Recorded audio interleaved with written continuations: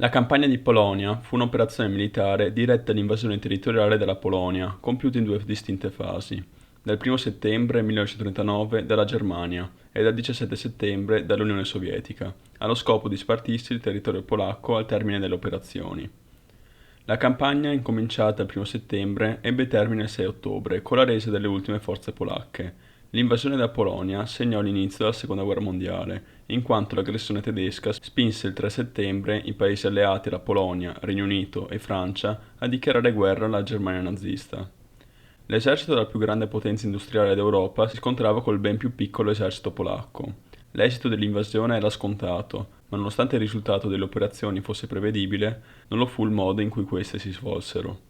La campagna del 1939 fu il primo esempio di un nuovo metodo di condurre la guerra, per definire il quale fu coniata la locuzione di guerra lampo, Blitzkrieg, dove le forze tedesche integrarono le dottrine di guerra di movimento e le tattiche di infiltrazione sviluppate nella Prima Guerra Mondiale, con la moderna tecnologia offerta dai carri armati, dagli aerei e dalle radiocomunicazioni, allo scopo di creare una nuova modalità di guerra caratterizzata dall'uso combinato di queste nuove forze. Gli eventi che si erano succeduti dal 1934 e ai quali le potenze europee avevano opposto in alcuni casi una minima resistenza e in altri una quasi totale acquiescenza, diedero coraggio ai desideri espansionistici di Hitler, il quale rivolse il suo sguardo verso la Polonia, nel quadro generale del suo pensiero che comprendeva, oltre alla creazione della Grande Germania, la realizzazione dell'espansione del nazismo verso est, come egli aveva teorizzato nel Mein Kampf. Il 21 marzo 1939 la Germania presentò tre richieste al governo polacco: la restituzione della città di Danzica, il consenso alla costruzione di una ferrovia e di un'autostrada extraterritoriale priva di dazi doganali che consentissero il collegamento tra la Germania e la Prussia orientale attraverso il cosiddetto corridoio di Danzica e infine una garanzia a lunga scadenza del nuovo assetto territoriale.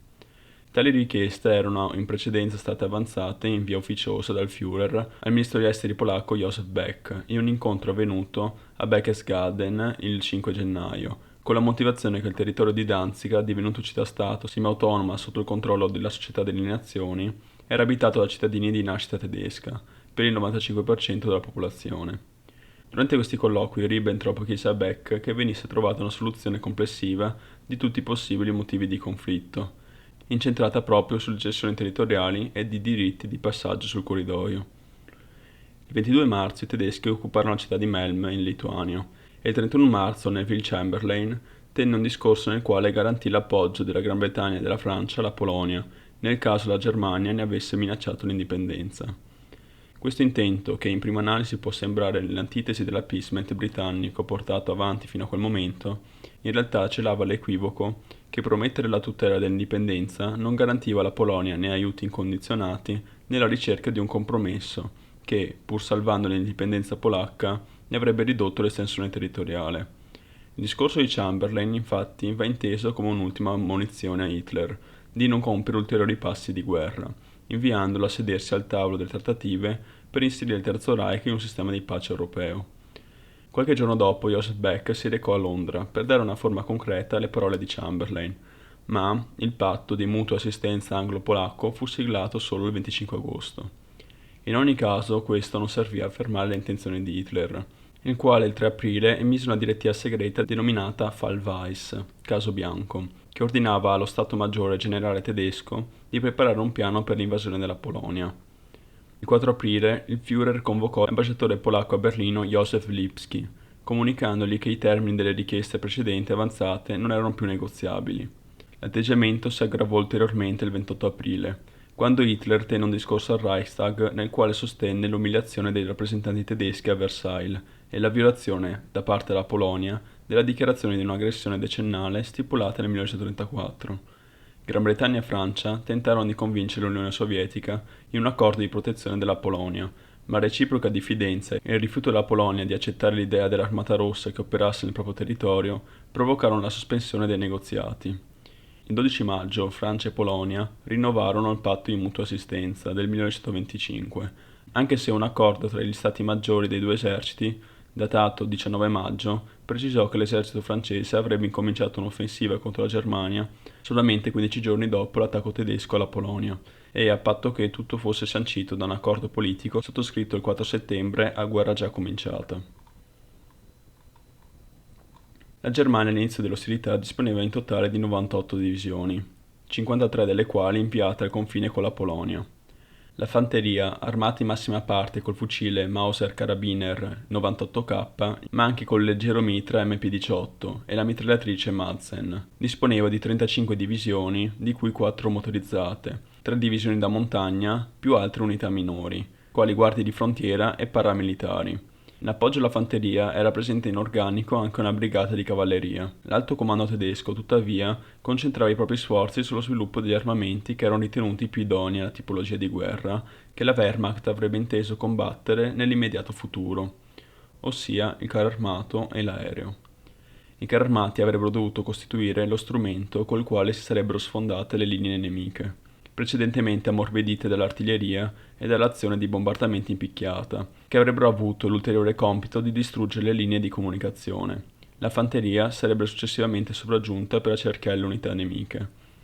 Nel settembre 1939 i tedeschi disponevano di 6 divisioni corazzate, tutte inviate sul fronte orientale, ognuna composta da 288 Panzer, metà delle quali Panzer I, 24 Panzer IV e il resto Panzer II e III. La Luftwaffe, che nel 1939 era in grado di produrre circa 6.000 aerei all'anno, ne aveva disponibili il 1 settembre 4.800 e 2.695 di esse erano pronte all'impiego così divisi. 771 caccia, 408 cacciabombardieri, 336 bombardieri in picchiata, 1.180 bombardieri, di cui circa 200 svolgevano compiti di ricognizione. Le forze tedesche al momento dell'attacco erano divise in 2 gruppi di armate. L'Heeresgruppe Nord, che comprendeva la terza armata e la quarta armata, per un totale di circa 630.000 uomini, e l'Heeresgruppe Sud, che comprendeva l'ottava armata, la decima armata e la 14ª armata, per un totale di 886.000 uomini. La Repubblica Slovacca partecipò alla campagna mettendo a disposizione ai tedeschi la cosiddetta armata campale Bernolak, forte di 51.300 uomini, suddivisi in 3 divisioni di fanteria e un gruppo mobile di cavalleria e mezzi corazzati.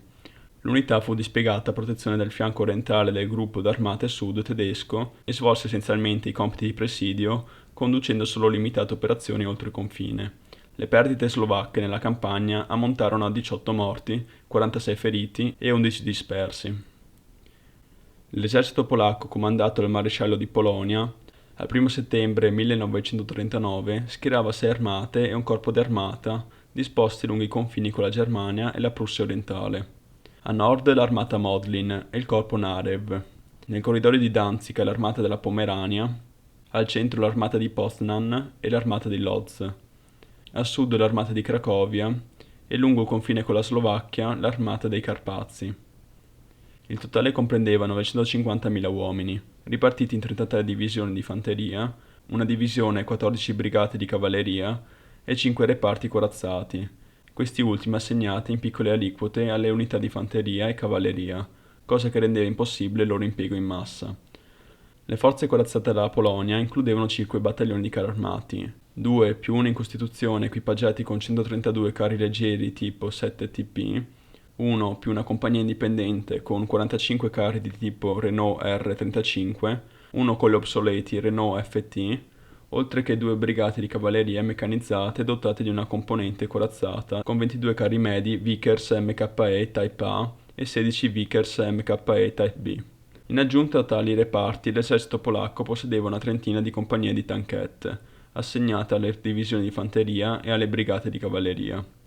L'aeronautica militare polacca era composta di circa 1900 aerei, di cui 650 erano velivoli d'addestramento, e altri 700 erano spesso obsoleti e non operativi. La vera forza di prima linea contava 30 caccia PZL P7, 128 caccia PZL P11, 118 bombardieri ricognitori PZL 23 Karas, 8 cacciabombardieri PZL 43 Xaika requisiti, 36 bombardieri medi PZL 37 LOS, 14 bombardieri medi LVS 6 Zubor e 84 aerei da ricognizione. A questi aerei operativi si aggiungeva un centinaio di mezzi obsoleti, adibiti per lo più a ricognizione e trasporto. La Polonia possedeva inoltre una piccola flotta dotata anche di sommergibili e di altre unità leggere, che tuttavia non partecipò al conflitto con la Germania, poiché la maggior parte delle unità di superficie lasciarono i porti polacchi per dirigersi verso la Gran Bretagna, mentre le unità subacquee parteciparono all'operazione Vorek, ossia il tentativo di danneggiare il traffico delle navi tedesche nel Baltico, ma con scarso successo. Il piano tedesco Fallweiss o Caso Bianco fu ideato dal generale Franz Halder, capo dello Stato Maggiore Generale, e comandato dal generale Walter von Brockrich, capo del Comando Supremo dell'esercito. Questo prevedeva lo svolgersi della nuova dottrina della guerra mobile, o guerra di movimento, basata sull'attività congiunta delle forze corazzate e aeree, che avrebbe consentito una rapida avanzata verso la capitale, lasciandosi alle spalle il grosso dello schieramento polacco, posto in massima parte a ridosso delle frontiere con la Germania e la Cecoslovacchia, lasciando il compito di accerchiare e distruggere il nemico alla fanteria. Dal punto di vista geografico, la Polonia si prestava a un attacco a tre lati: Prussia orientale, confine tedesco, e Repubblica Slovacca. Inoltre le estese pianure occidentali polacche offrivano al nuovo concetto di guerra meccanizzata un terreno molto agevole. La mancanza di catene montuose e in generale di grandi ostacoli naturali, seppure in parte controbilanciati dalla presenza di un'antiquata rete stradale, offrivano la possibilità di una grande manovra a tenaglia, fornendo ai tedeschi tutti gli elementi indispensabili per la realizzazione del piano, il cui obiettivo era l'accerchiamento, da effettuarsi il più velocemente possibile per rendere disponibili truppe da inviare al confine francese, dell'esercito polacco a ovest dei fiumi Vistola e Narew. Il piano Fallweiss prevedeva l'attacco simultaneo di due gruppi di armate. Da nord, l'S-Gruppe Nord, composto dalla terza e quarta armata, avrebbe invaso il corridoio di Danzica per piegare quindi a sud verso Varsavia, mentre dal sud del paese si sarebbero mosse l'ottava, la decima e la quattordicesima armata, che, appoggiate dalle tre divisioni slovacche, formavano l'S-Gruppe Sud, incaricato di invadere la Polonia dalla Slesia in direzione anch'esso di Varsavia. Un terzo e limitato attacco sarebbe partito dalla Slovacchia per impegnare i polacchi in Galizia.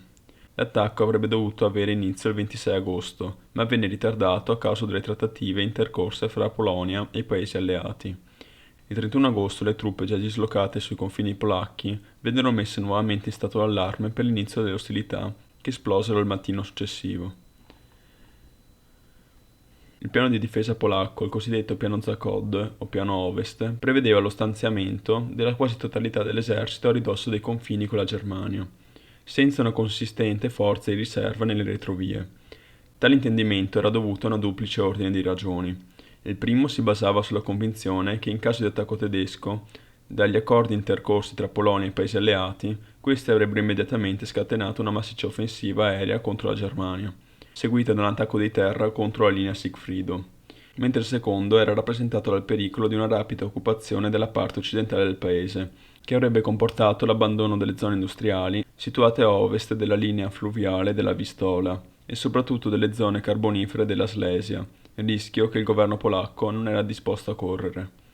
Il piano era tuttavia debole in diversi punti. Il primo era rappresentato dal condizionamento dovuto alla necessità dell'apertura di un secondo fronte verso la Germania da parte degli alleati, e il dislocamento delle truppe era la naturale conseguenza di questa speranza, ossia la disposizione di circa un terzo di tutte le forze disponibili nella zona del corridoio, dove queste sarebbero state esposte a un duplice attacco, da ovest e dalla Prussia orientale, con la possibilità di un rapido accerchiamento da parte delle forze tedesche.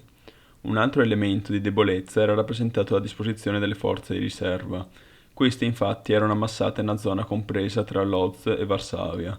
ma dovendosi muovere per lo più a piedi, ed essendo l'esercito polacco praticamente privo di aviazione, sarebbero stati in ogni caso inefficaci per effettuare un rapido contrattacco laddove la linea del fronte fosse stata sfondata.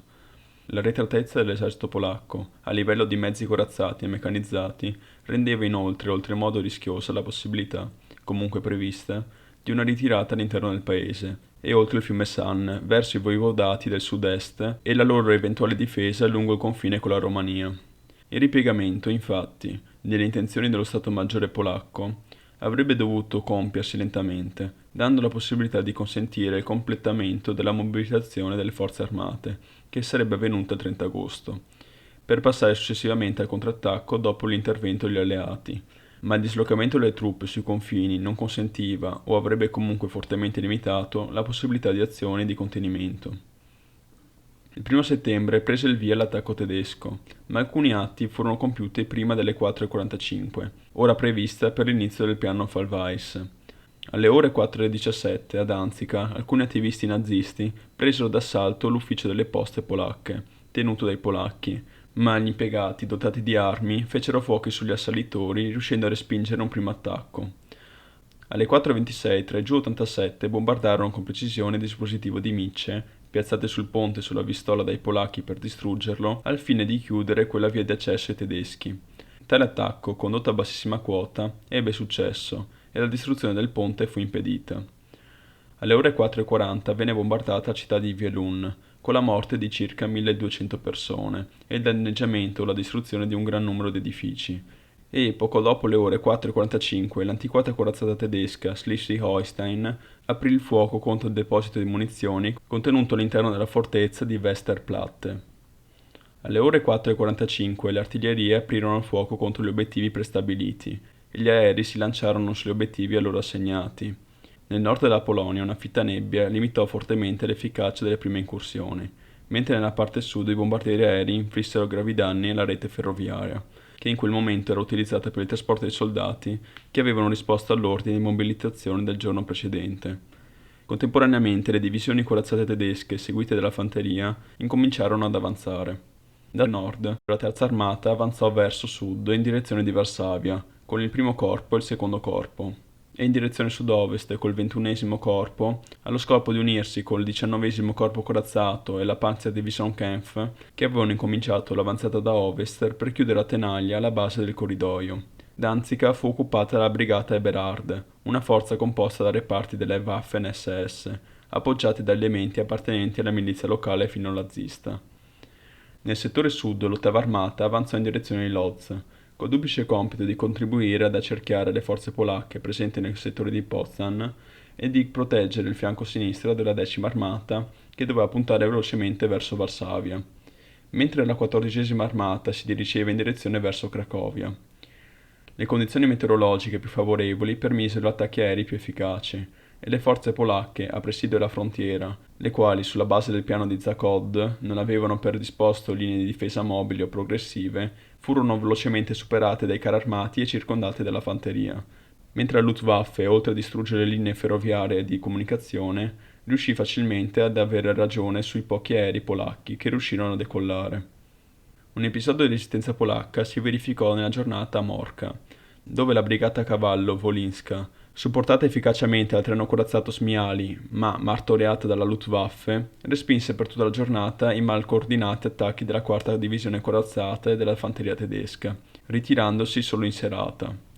Nella zona di confine slovacco-polacca, il 22° corpo d'armata si aprì la strada attraverso le unità polacche attestate sul fiume Dunajec, non ottenendo però, anche a causa del terreno difficile, considerevoli progressi sui Carpazi.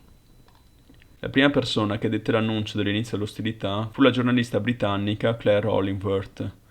Trovandosi nei pressi della frontiera, riuscì a usare un telefono per comunicare la notizia all'ambasciata britannica di Varsavia. Per convincere i recalcitranti funzionari, sporse il ricevitore fuori dalla finestra, dove stavano transitando le truppe tedesche, e così segnalò al Daily Telegraph l'effettiva invasione della Polonia.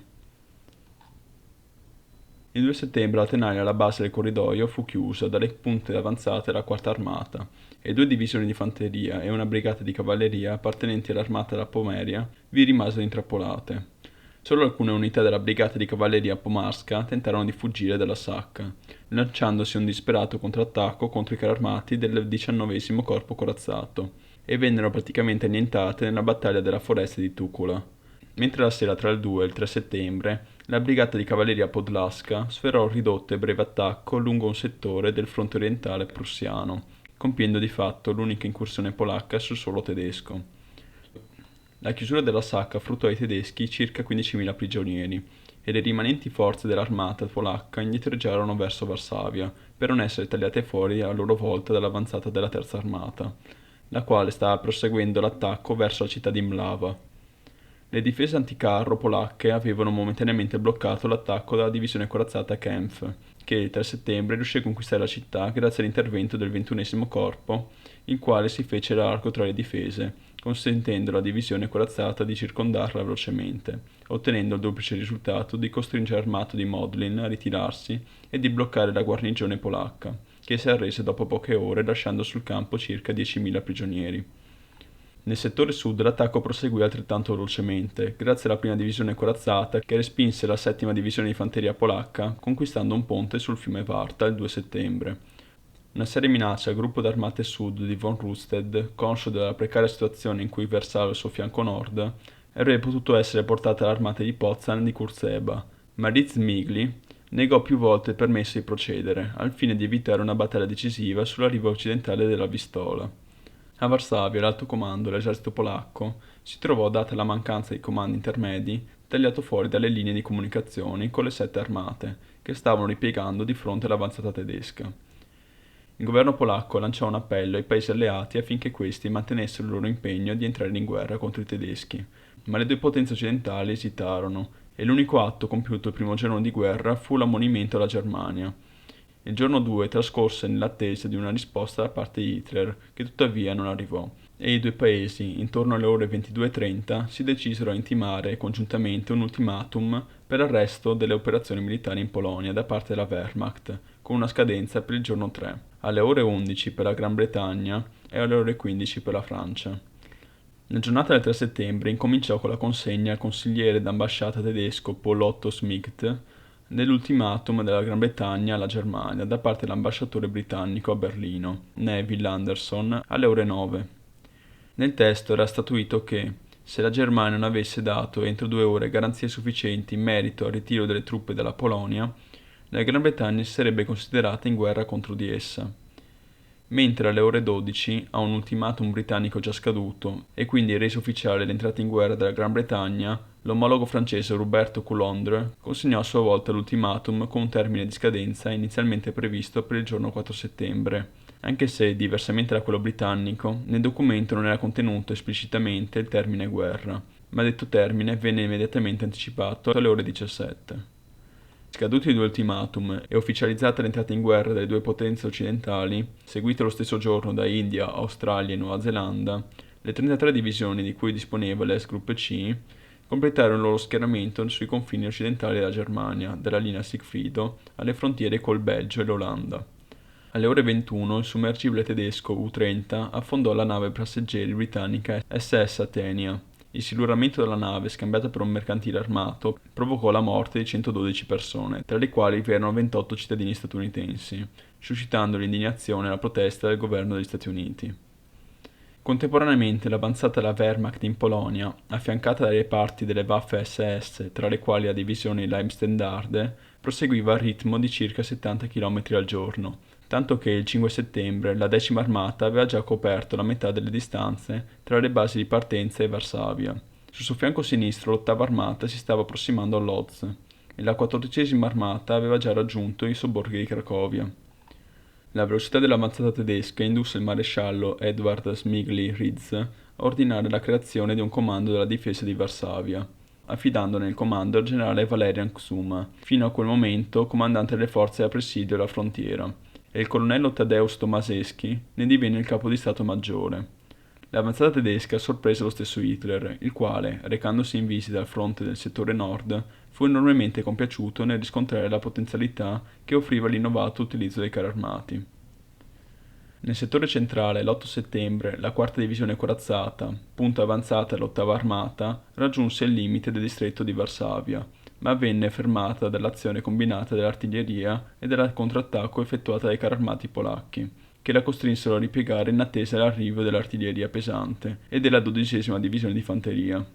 Sul fianco sinistro dell'8ª armata, tuttavia, si stavano raggruppando le truppe polacche dell'armata Poznań, che si stava ritirando verso est, e ciò che restava dell'armata della Pomeria in ripiegamento al corridoio verso sud, le quali, ricevute l'autorizzazione da Smigli-Ritz, attaccarono nei pressi di Kutno, impegnando la 30ª divisione di fanteria in combattimenti difensivi che durarono 3 giorni, fino a quando l'intervento del 14° corpo corazzato riuscì a sospingere i polacchi a ovest in direzione del fiume Brusna, nel tentativo di circondare il loro raggruppamento insieme ai superstiti dell'armata di Lodz.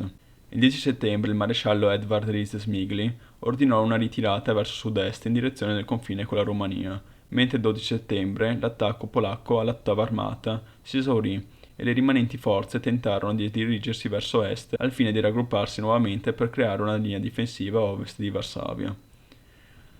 L'alto comando tedesco, privo in quel momento di informazioni precise sulla posizione del grosso dell'esercito polacco, ritenne che questo si trovasse già oltre la Vistola e ordinò alla 10ª armata di attraversare il fiume nella zona tra Varsavia e Sandomierz, allo scopo di intercettarne la ritirata verso la parte sud-orientale del paese. Ma il generale von Rundstedt ritenne viceversa che la maggior parte delle forze polacche fossero ancora a ovest del fiume e riuscì a convincere l'alto comando a far dirigere la 10ª armata verso nord, predisponendo una linea di sbarramento lungo il fiume Bzura, a ovest di Varsavia, col duplice scopo di impedire alle truppe polacche di raggiungere la capitale e di intrappolarle prima che queste potessero sfuggire al previsto accerchiamento. La manovra ebbe successo e le forze polacche furono in massima parte circondate, con solo poche unità che riuscirono a sfuggire alla tenaglia, proseguendo la loro ritirata verso la Vistola.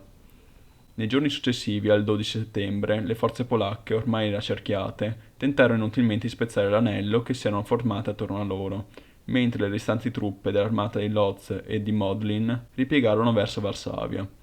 La Luftwaffe bombardò costantemente le truppe intrappolate nella sacca, ormai prive di collegamenti e impossibilitate di ricevere aiuto. E gli assalti alla linea formata dalla 10ª armata tedesca si infransero progressivamente fino ad esaurirsi il 18 settembre, quando i superstiti delle 19 divisioni che costituivano la prima linea di difesa del paese capitolarono, consentendo ai tedeschi di catturare 170.000 prigionieri. Contemporaneamente alla liquidazione della sacca proseguì l'avanzata della 3ª e della 4ª armata, da nord verso la capitale, mentre alle sue spalle il 19° corpo corazzato, alle quali era stata affiancata la 10ª divisione corazzata, si spinse velocemente oltre il fiume Narev, in direzione di Brest-Litovsk, a est del fiume Bug, allo scopo di congiungersi con le punte avanzate della 14ª armata, col duplice intento di tagliare la strada alle truppe in ritirata verso la parte sud-orientale del paese e di prendere Varsavia alle spalle. Brest-Litovsk fu occupata 3 giorni prima che le truppe impegnate nella battaglia del fiume Bzura si arrendessero, capitolando il 20 settembre e catturata la città, distante circa 160 km a est della capitale, ne presagì l'inevitabile capitolazione. Il 10 settembre la 4ª divisione corazzata e la 12ª divisione di fanteria, rinforzate dalla 16ª divisione di fanteria, incominciarono ad avanzare all'interno del perimetro di Varsavia, muovendo attraverso i quartieri di Vola e di Okota. Il generale Xuma venne affiancato nel compito della difesa della città dal generale Julius Rommel e le forze radunate nei giorni precedenti, 2 divisioni di fanteria rinforzate da 64 pezzi di artiglieria e da 33 carri armati, misero in difficoltà i reparti corazzati tedeschi che si trovarono ad avanzare sotto il fuoco delle armi anticarro tra le barricate erette dai soldati e dalla popolazione civile della capitale, che continuava a resistere con la speranza dell'arrivo degli alleati. Mentre le 3 divisioni tedesche si facevano largo nei quartieri periferici a ovest di Varsavia, il 12 settembre la 3ª armata proveniente da nord sfondò le linee difensive esterne della città sul fiume Narev. Le divisioni di cavalleria polacca tentarono un ultimo disperato assalto contro i panzer tedeschi, venendo quasi completamente annientate, e i superstiti si diressero frettolosamente all'interno della città, giungendovi il 14 settembre, aumentando il numero di soldati disponibili per la difesa di Varsavia a 120.000 unità. Il 15 settembre, tuttavia, l'anello formato dalle forze tedesche si chiuse definitivamente intorno alla capitale, dove, il giorno 16, le forze dell'8ª armata tentarono un primo attacco in direzione dei quartieri di Praga e di Grokov, che fu respinto dalle truppe del colonnello Stanislav Sosabowski. L'impossibilità di ricevere sia rinforzi dall'esterno sia di ripiegare pose le basi per l'assedio della capitale. Lo stesso giorno venne offerta la possibilità di resa alla città, che venne tuttavia respinta, e Hitler, discostandosi da quanto chiedevano i suoi generali, ossia il blocco con l'attesa della presa per fame, dette ordine di conquistare Varsavia impegnando tutte le forze disponibili.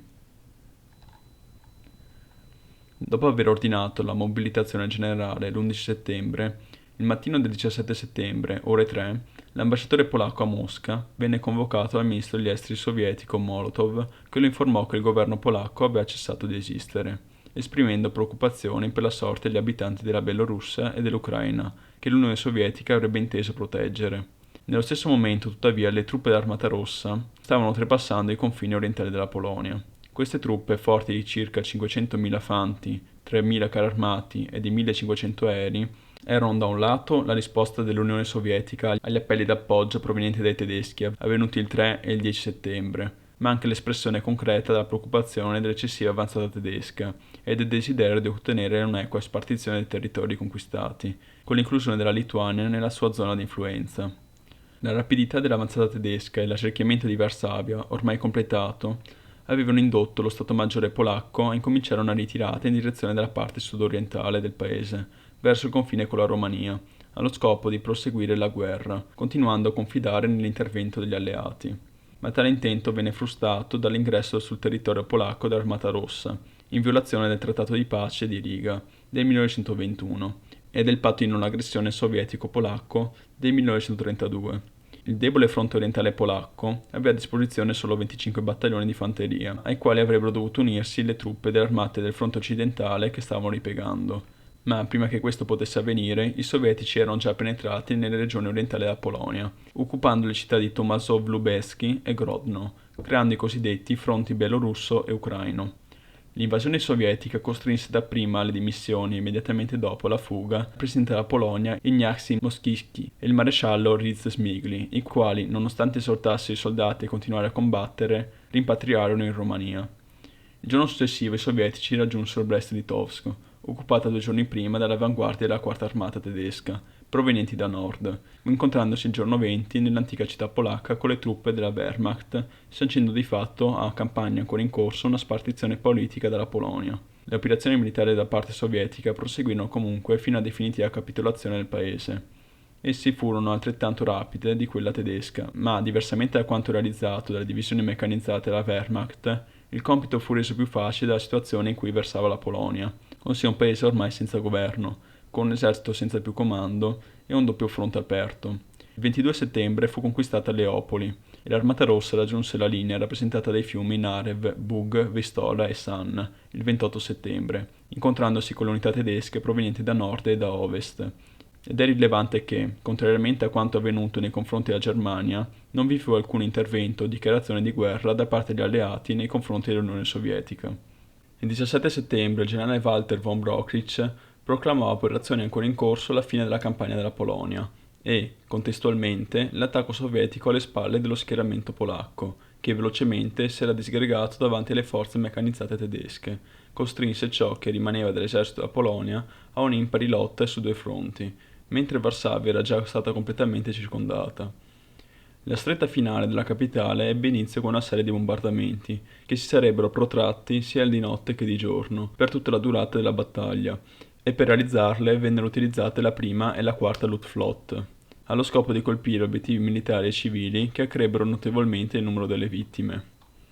Nei giorni successivi le forze tedesche sferrarono l'attacco finale a Varsavia con 9 divisioni, 5 da ovest e 4 da est, preceduto, oltre che dai bombardamenti aerei, da un intenso fuoco di sbarramento realizzato da circa 70 batterie di artiglieria da campo e da 80 di artiglieria pesante. Il 20 settembre le forze provenienti dalla riva est della Vistola riuscirono a penetrare nei quartieri di Praga, venendone tuttavia respinta dalla resistenza del comando di difesa di Varsavia e dalla parte di popolazione civile che aveva deciso di non arrendersi e di imbracciare le armi.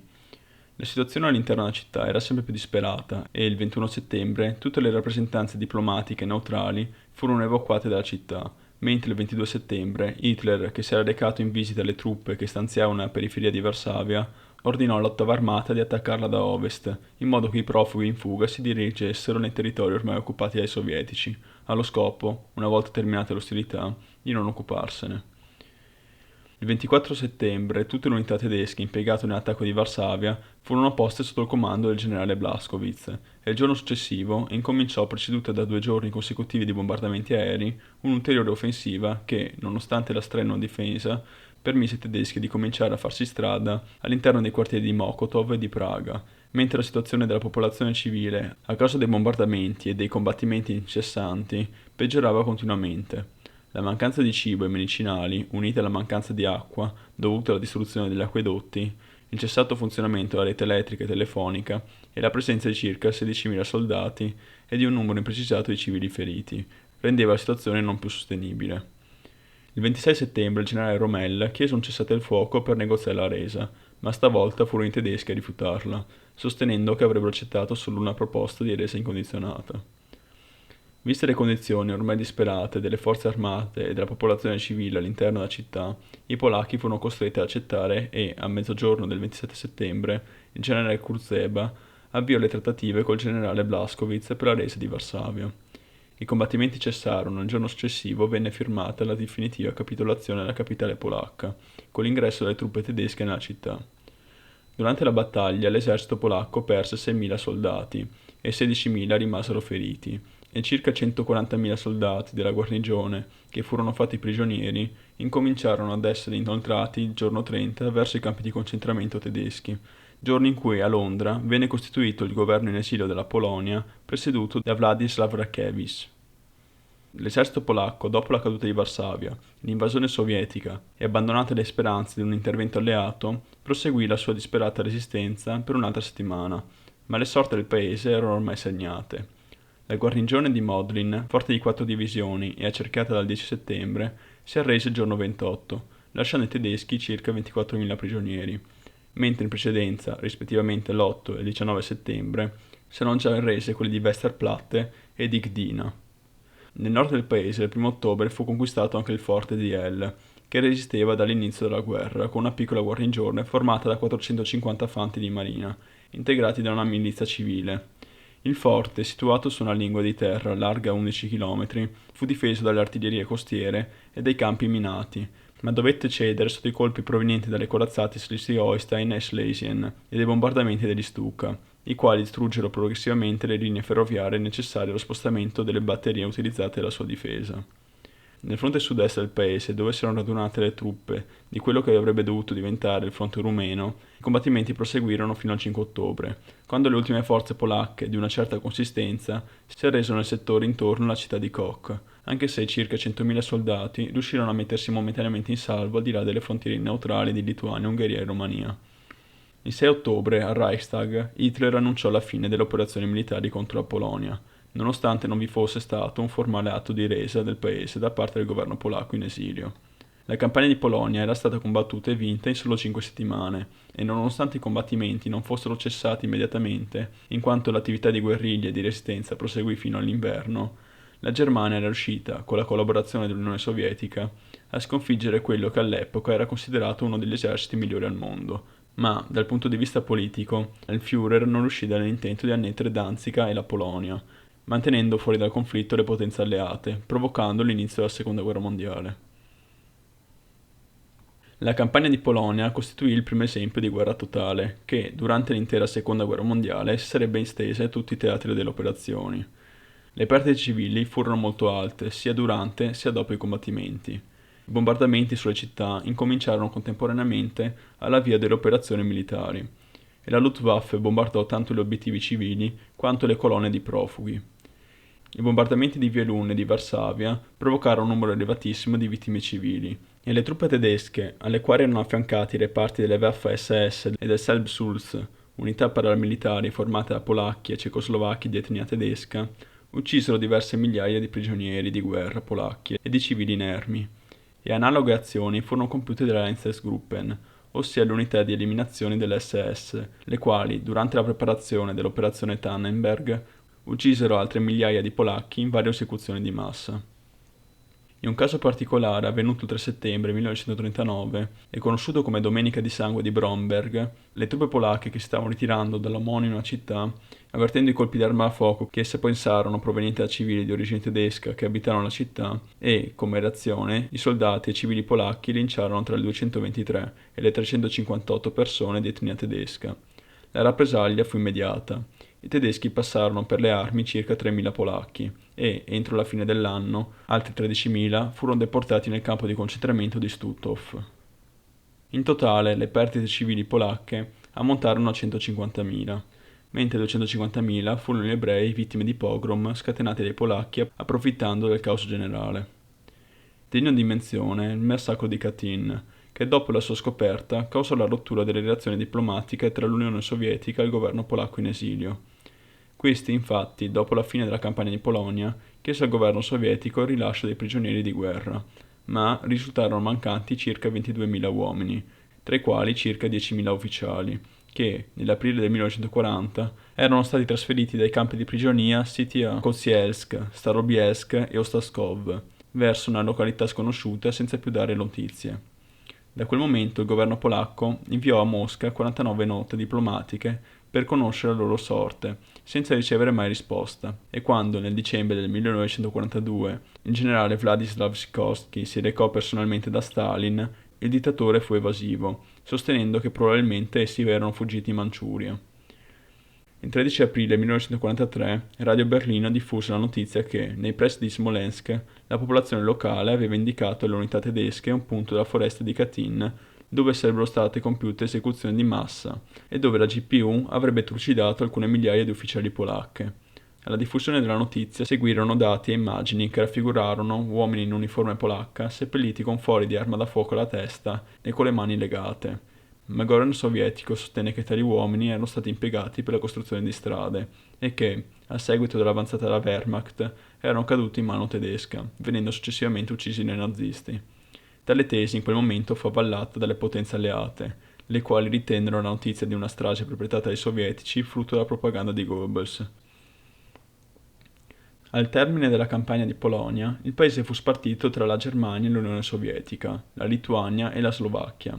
Alcune parti vennero direttamente annesse alla Germania per un totale di 94.000 km. La libera città di Danzica e tutti i territori ceduti alla Polonia nel 1918, comprendenti una popolazione di circa 9.500.000 persone, 82% polacchi, 11% tedeschi e 7% altri, mentre altre zone andarono a costituire la parte del cosiddetto governatorato generale, 94.000 km, e circa 10 milioni di abitanti. L'Unione Sovietica incorporò circa 200.000 km di territorio polacco, con circa 13.700.000 abitanti, nella Repubblica Sovietica dell'Ucraina. Il 28 settembre fu siglato un altro accordo segreto tedesco-sovietico che modificò l'accordo di agosto. Tutta la Lituania ricadde nella zona di influenza sovietica, mentre la linea di divisione della Polonia fu spostata in favore della Germania fino al fiume Bug. Le zone di influenza erano separate da barriere naturali costituite da corsi d'acqua, ma durante la campagna le truppe sovietiche e tedesche si incontrarono in diverse occasioni, la più importante delle quali avvenne il 22 settembre a Brest-Litovsk. Il 19° corpo corazzato tedesco aveva occupato la città,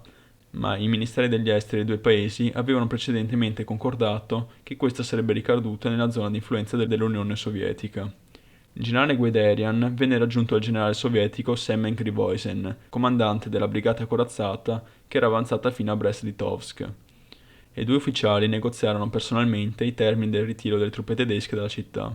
Queste si sarebbero ritirate entro la giornata, mentre i sovietici avrebbero fatto il loro ingresso ufficiale e, mentre il 19° corpo corazzato incominciava il trasferimento, che lo avrebbe portato ad acquartierarsi a Zambrov, due formazioni dei rispettivi eserciti si unirono in una parata con il relativo scambio di bandiere.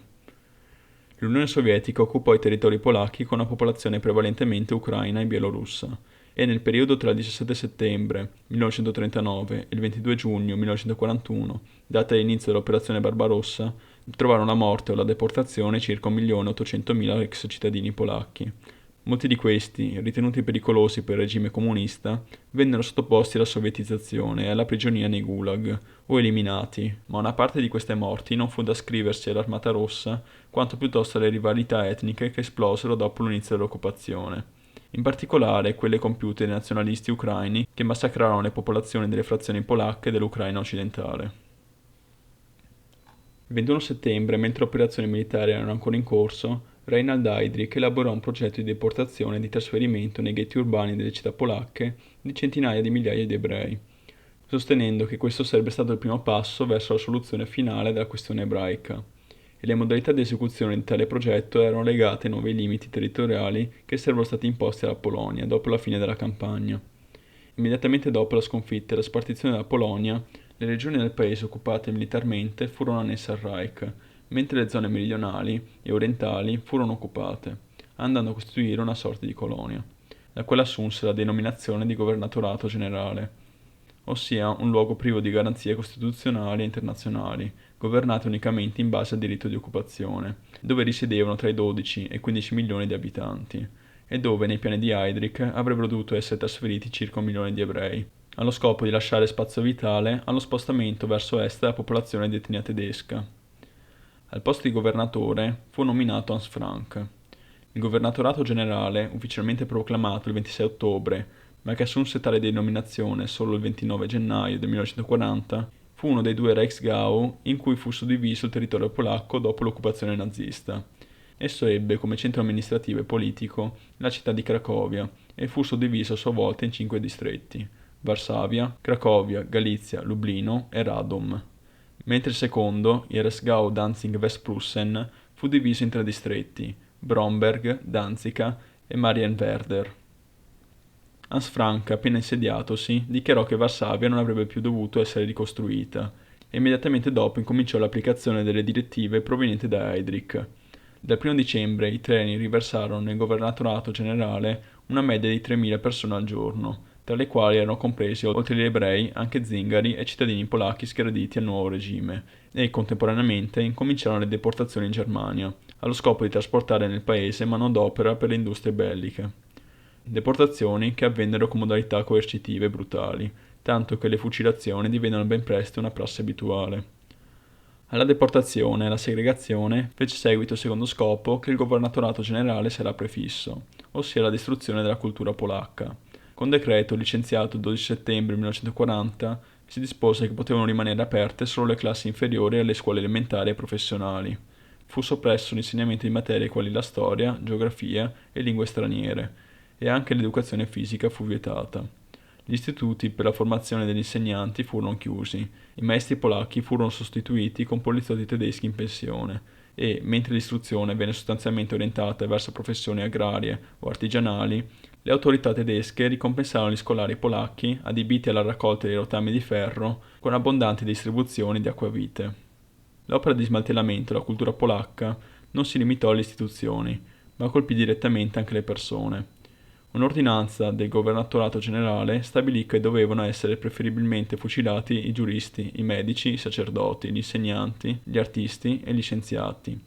Le biblioteche furono chiuse e le poche che furono riaperte furono private dei dizionari di lingua straniera, di libri degli scrittori classici polacchi e delle opere storiche e filosofiche, mentre i docenti universitari di Cracovia vennero inviati in grande numero presso il campo di concentramento di Sachsenhausen, fino a quando, nella primavera del 1940, la repressione crebbe ulteriormente, con l'operazione organizzata dalle SS denominata B-Action, o Azione di Pacificazione, dove trovarono la morte per fucilazione circa 3.500 intellettuali polacchi.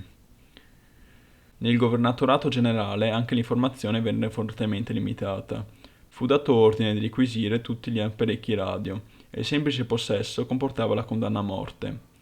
Le disposizioni di Frank previdero che i residenti sarebbero stati informati da autoparlanti installati nelle vie e nelle piazze principali, da dove sarebbero state diffuse notizie in lingua polacca.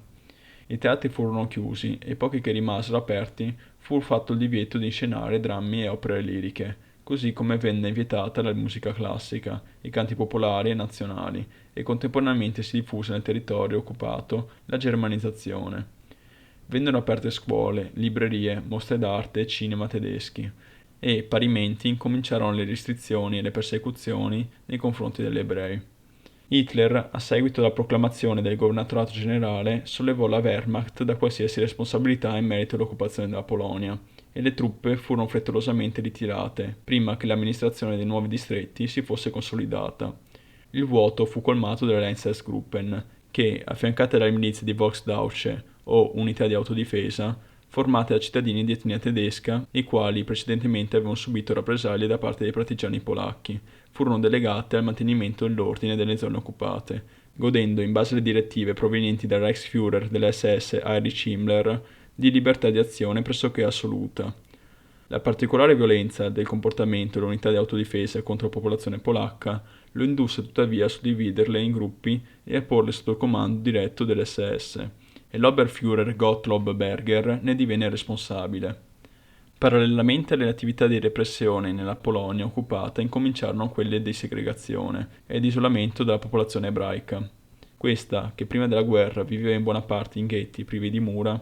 venne costretta dapprima a indossare bracciali raffiguranti la stella di David e successivamente a essere completamente concentrata all'interno dei ghetti, i cui accessi vennero inizialmente controllati con barriere e filo spinato, e in seguito chiusi innalzando muri, consentendo l'ingresso e l'uscita per lo più da un unico punto. Una volta segregata, i nazisti affidarono il controllo della popolazione ebraica ai consigli ebraici, eletti dagli ebrei o selezionati dai tedeschi, i quali avevano la responsabilità di porsi come tramite tra le autorità tedesche e i residenti dei ghetti. Le condizioni di vita nei ghetti erano miserevoli e dopo i primi mesi la media di mortalità per fame e malattie crebbe in maniera esponenziale, tanto che, nei primi mesi del 1941, nel solo ghetto di Varsavia si registrò una media di 2000 decessi al mese, e questo fece solo preludio a quanto sarebbe accaduto un anno dopo, a seguito delle decisioni prese durante la conferenza di Wannsee dal gennaio del 1942, dove fu definitivamente pianificato lo sterminio di tutta la popolazione ebraica residente in Europa. Hans Frank sostenne apertamente che la guerra avrebbe portato come scopo, oltre alla conquista dello spazio vitale, l'eliminazione totale dell'ebraismo, e fu in questa prospettiva che ebbe ufficialmente termine la campagna di Polonia.